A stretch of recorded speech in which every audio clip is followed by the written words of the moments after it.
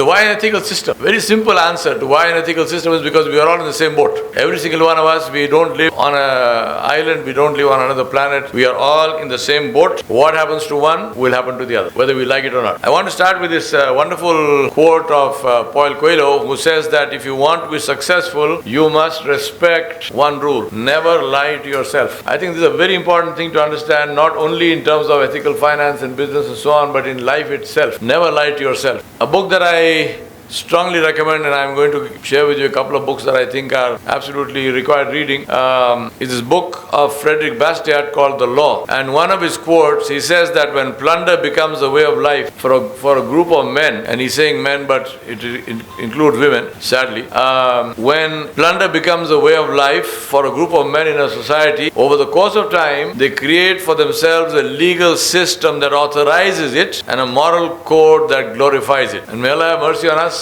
I believe this is exactly what we are seeing today at a global level. We are seeing a legal system that authorizes plunder and a moral code that glorifies it. And this is one of my quotes, and I say that wealth is not a matter of life and death. It's a matter far more important than life and death, because it determines what happens after death. How we earn and where we spend will go into our graves with us. And that's the reason why, as Maulana Khalid Saifullah Rahmani Sahib said, to earn halal and to spend halal, this is something which is not only beneficial for all of society, irrespective of whether they are Muslim or not, it is something which directly impacts us individually when we go before Allah subhanahu wa ta'ala. So what is the meaning of wealth and why is this important? Let me give you some data. I'm addicted to data. I look at I look at a lot of stuff. You see here, I've given you a list of prominent countries and their GDP and compared that with the market cap of business organizations, privately owned business organizations. Take the GDP of India, 4.19 trillion. Take the market cap of NVIDIA, 4.58. Their wealth exceeds the GDP of a country of our size,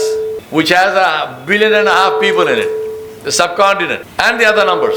And the point is that is the reason why ethical business is critical. Because we are simply talking about far more power than you can imagine. Imagine what kind of power the CEO of NVIDIA wields. It's not about money. It's no longer about money. When you have that level of money, it's all about power. At a certain level, you wonder about what kind of car should I buy, what kind of house. When you are running a company with 4.58 trillion, you have actually more asset in your control than the head of a nation, right? That is why it's so important for ethics and values.